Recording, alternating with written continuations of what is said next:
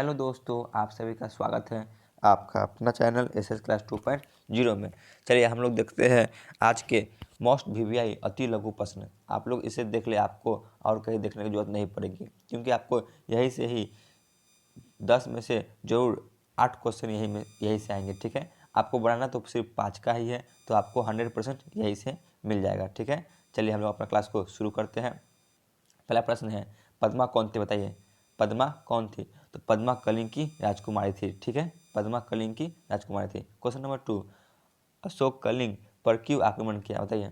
अशोक कलिंग पर विजय हासिल करने के लिए आक्रमण किया था। किस लिए किया था? तो विजय हासिल करने के लिए आक्रमण किया था। क्वेश्चन नंबर 3, अशोक और कलिंग के बीच कितने दिनों से युद्ध जारी था बताइए। कितने दिनों से चला था? तो अशोक और कलिंग के बीच 4 सालों से युद्ध जारी था। ठीक है, कितने साल से? तो 4 सालों से युद्ध जारी था। आगे चलते हैं। ईर्ष्या तू न गई मेरे मन से किसकी रचना है बताइए। किसने लिखा है? तो इसे रामधारी सिंह दिनकर ने लिखा है। ठीक है, क्वेश्चन नंबर 5, ईर्ष्या का क्या काम है बताइए। ईर्ष्या का क्या काम है? तो ईर्ष्या का काम क्या है? जलाना। ठीक है, मनुष्य को जलाना, दूसरों को चीज़ें देखकर जलना। ठीक है, आगे बढ़ते हैं। क्वेश्चन नंबर 6 पे बढ़ते हैं। चलिए, क्वेश्चन नंबर 6, ईर्ष्या क्या है बताइए।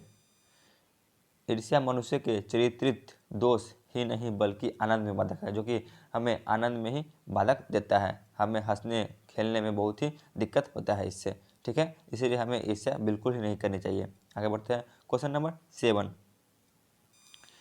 किसने कहा तुम्हारी निंदा वही करेगा जिसकी तुमने भलाई की है बताइए। किसने कहा था? तो इसे ईश्वर विद्यासागर ने कहा था। किसने कहा था? ईश्वर विद्यासागर ने। आप लोग अच्छी तरह से इसे याद करें, आपको 100% ऑब्जेक्टिव भी यही से मिलेगा और सब्जेक्टिव भी यही से मिलेगा। आगे बढ़ते हैं। क्वेश्चन नंबर 9, ईर्ष्या से बचने का क्या उपाय है बताइए।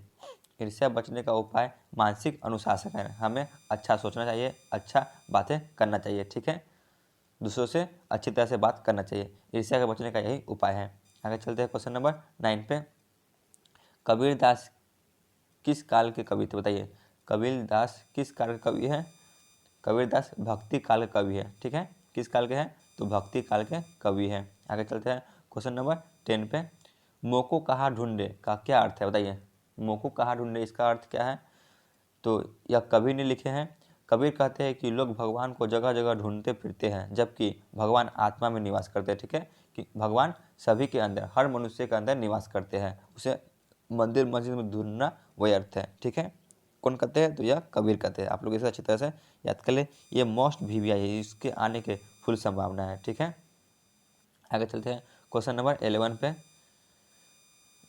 कबीर ने लोगों को क्या उपदेश दिया है बताइए। कबीर ने लोगों से क्या कहा है?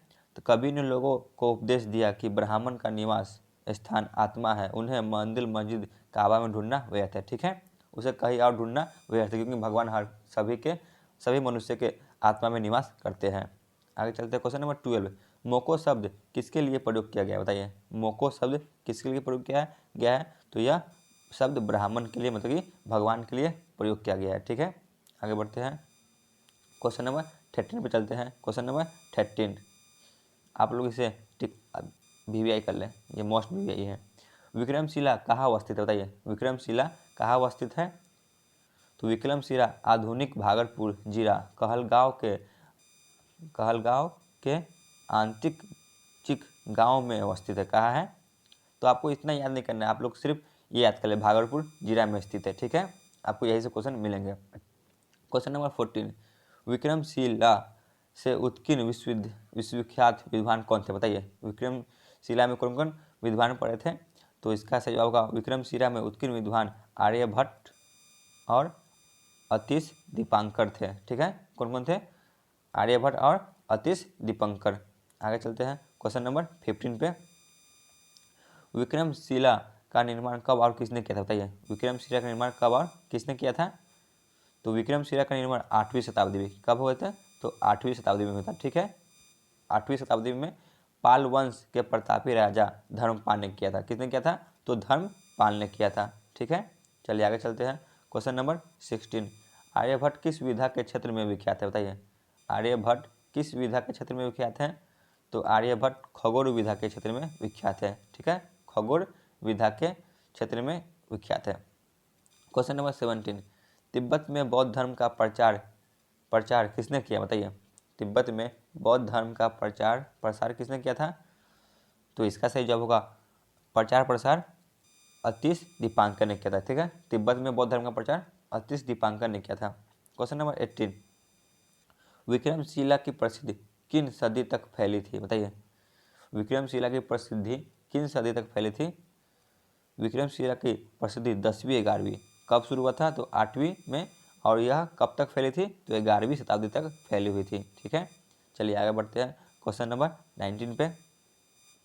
क्वेश्चन नंबर 19, संजू कैसी लड़की थी, उसे किस चीज़ का शौक था, बताइए। वह कैसी लड़की थी और उसे किस चीज़ का शौक था? तो वह हंसमुख लड़की थी। ठीक है, उसे किताब लिखने का शौक था। ठीक है, मतलब ये डायरी लिखने का शौक था। आप लोग इसे अच्छी तरह से याद करें, आपको यहाँ से ऑब्जेक्टिव प्लस सब्जेक्टिव दोनों आएंगे। ठीक है, आगे बढ़ते हैं क्वेश्चन नंबर 20 पे। क्वेश्चन नंबर 20 पे आते हैं, संजू को डायरी लिखने की प्रेरणा किससे मिली थी, बताइए। संजू को डायरी लिखने की प्रेरणा किससे मिली थी? तो संजू को डायरी लिखने की प्रेरणा बापू से मिली थी, मतलब कि महात्मा गांधी से मिली थी। सत्य के प्रयोग लिखित डायरी से मिली थी। किससे मिली थी? कौन से किताब से मिली थी? तो सत्य के प्रयोग से मिली थी। आगे चलते हैं क्वेश्चन नंबर 21, सत्य के प्रयोग पुस्तक के रचयिता कौन है? तो सत्य के प्रयोग के रचयिता महात्मा गांधी है। ठीक है, कौन है? महात्मा गांधी। आप लोग इसे भी वीवीआई लगा लें, पूरे के पूरे आने की संभावना है। क्वेश्चन नंबर 22, पीपर किसकी रचना है, बताइए। पीपर किसने लिखा है? तो पीपर गोपाल सिंह नेपाली ने लिखा है। आगे चलते हैं क्वेश्चन नंबर 23, दीनबंधु निराला के लेखक कौन है, बताइए। दीनबंधु निराला किसने लिखा है, बताइए। दीनबंधु निराला किसने लिखा है? तो इसे आचार्य शिवपूजन सहाय ने लिखा है। ठीक है, आगे बढ़ते हैं क्वेश्चन नंबर 24, निराला कौन था, बताइए। निराला कौन था? तो निराला छायावादी कवि थे। कौन थे? तो छायावादी कवि, ये चीज़ याद करें आप लोग। चलते क्वेश्चन नंबर 25 पे, खेमा किस पर आधारित कहानी है, बताइए। खेमा किस पर आधारित कहानी है? तो खेमा बाल श्रमिक पर निसंगता पर आधारित है। ठीक है, किस पर है? तो बाल श्रमिक पर आधारित है। ठीक है, आप लोग इस क्लास में आपको 25 क्वेश्चन दिया जा रहा है, इससे आगे 25 क्वेश्चन आपको अगले क्लास में दिया जाएगा। आप लोग इसे अच्छी तरह से याद कर ले, आपको इसमें से जरूर 100% क्वेश्चन आएंगे ही। ठीक है, ऑब्जेक्टिव भी आएंगे प्लस सब्जेक्टिव भी आएंगे। ठीक है, इसके लिए आप लोग तैयार हो जाए और आप लोग अच्छा से अच्छा एग्जाम में लिख के आए। धन्यवाद। ठीक है।